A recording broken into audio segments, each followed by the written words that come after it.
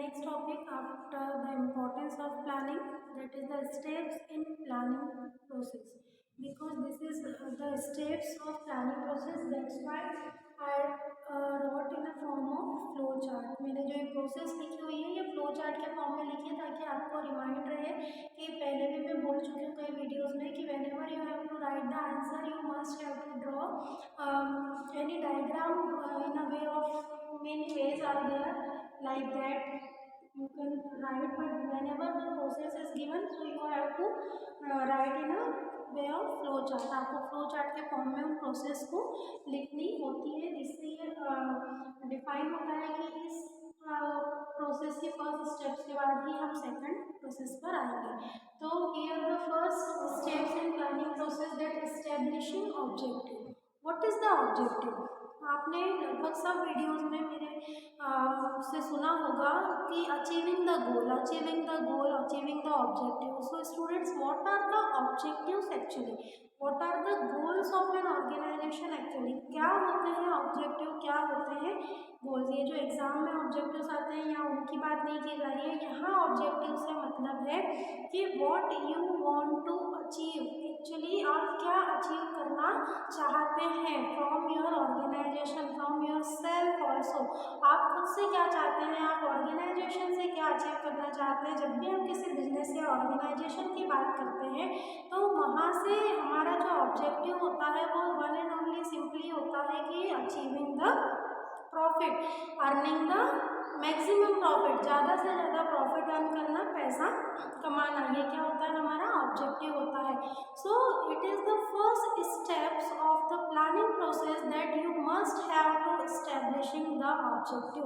अगर आपके पास ऑब्जेक्टिव ही नहीं होगा तो व्हाट यू विल अचीव. आप काम क्यों करेंगे? आपकी ऑर्गेनाइजेशन सेटअप करने का क्या मतलब होगा? आपका बिजनेस स्टार्ट करने का क्या मतलब होगा जब आपका कोई ऑब्जेक्टिव ही नहीं है? तो without an objective you can't do anything. आप कोई भी काम नहीं कर सकते. If you can start the work so what you got you don't know actually.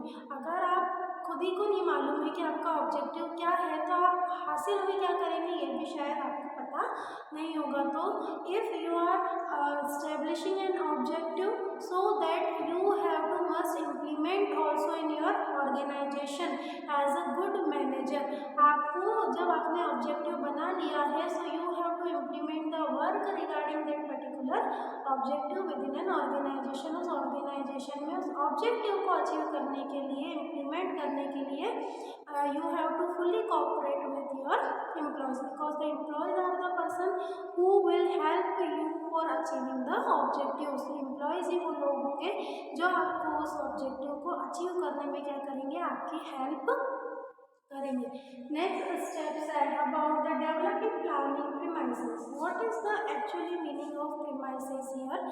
So whenever we are talking about the planning premises that means all those things which are required for the good plans और the things through which we can achieve our objective. Whatever you want for achieving your objective, for achieving your goal, that is called premises. वो सभी चीज़ें जो आपको आपके गोल को achieve करने में क्या करती है, हेल्प करती है, that is called the premises. So here your workers, your machineries, your plants, each and everything considered as under the premises. सभी चीज़ें किस में आएंगी, premises में. So here the next step what is help, so it is helping for developing the premises. Planning के through ही आप अपने premises को जो भी आपकी premises होगी ऑर्गेनाइजेशन से रिलेटेड उन सभी में हेल्प करती है. Next is that the formulating derivative plans. तो डेरिवेटिव प्लान्स क्या होते हैं कि suppose if you are able to achieve the goal. अगर आप गोल को अचीव करने में क्या है, एबल हैं, अगर आप सामर्थ्य रखते हैं उस लक्ष्य को प्राप्त करने के लिए, for the other department you have to make the second plan also for supporting the basic plan. पहले प्लान के सपोर्टिंग में आपको एक दूसरा प्लान भी बनाना होता है जो कि क्या करता है, बेसिकली आपके फर्स्ट प्लान को सपोर्ट करता है कि from this you can achieve the गोल. इसके थ्रू मीन्स एक बैक सपोर्ट आपको मिल जाता है सेकेंडरी प्लान के थ्रू, जिससे आप फर्स्ट प्लान को क्या कर सकते हैं, इजीली इम्प्लीमेंट कर सकते हैं and can achieve the goal also. Next, implementing the plan. Whenever you are developing your premises, you are formulating your derivative plans, then the next second last step said about the implementing the plan. जब आप सारे कुछ plans बना चुके हैं तब आपको क्या करना है, उन प्लान्स को अपनी ऑर्गेनाइजेशन में इम्प्लीमेंट क्रियान्वित करना है. कैसे कि सपोज मुझे विद इन 30 डेज मुझे एक ऑर्डर मिला है कि मुझे 30 डेज में शू की कोई कंपनी है और मुझे 1000 पेयर ऑफ शूज क्या करना है, प्रोडक्शन का 1000 पेयर ऑफ शूज मुझे प्रोड्यूस करना है. मेरा टारगेट है 30 डेज में मुझे ऑर्डर को कंप्लीट करना है. सो हियर कि अब मैं क्या करूँगी, इस 1000 शूज को बनाने के लिए कितने दिन थे मेरे पास, 30 दिन. तो मैं प्लानिंग करूँगी. That means what is the objective? That objective is producing the 100 pair of shoes within 30 days. What is developing planning promises? That all the workers, all the things which is required for producing the 1000 shoes, I will allocate them. जो सारी चीज़ें मुझे इस production में लगेगी उनको मैं एकत्रित करूँगा. What I am doing? I am doing the planning, developing planning promises. Then formulating derivative plans. Whenever I completed my first my first planning for achieving the first objective, then I will make a second plan for supporting that.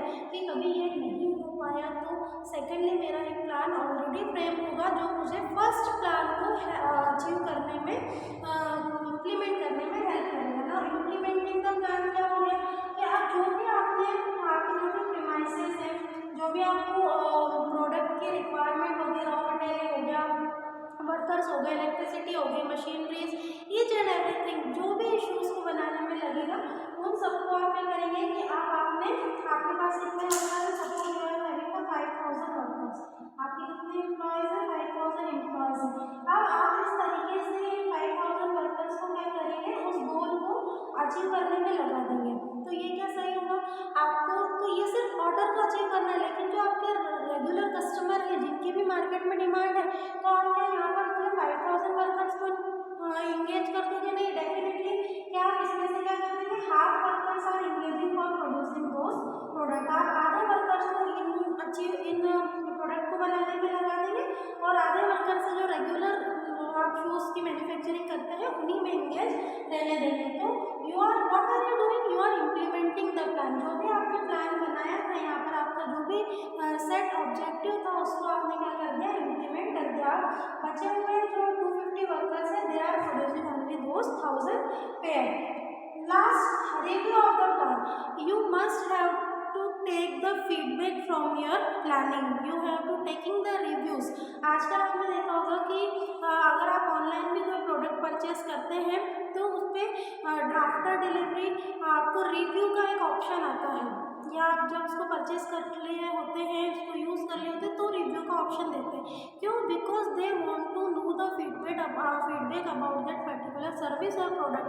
क्योंकि जो manufacturer होते हैं वो reviews और feedback की expectations रखते हैं कि हमने जो प्रोडक्ट डिलीवर करा है, जो प्रोडक्ट हमने मैन्युफैक्चर करा है, it is up to the customer. वो कस्टमर की नीड को फुलफिल कर पाया या नहीं कर पाया. तो जो भी हमारे रिव्यूज़ होते हैं थ्रू द स्टार्स हम या स्माइलीज के थ्रू हम उनको प्रोवाइड कर देते हैं. So students, here is the step which is involving into the planning process. I hope you have known very much about the objective and then about its process of planning. Thank you.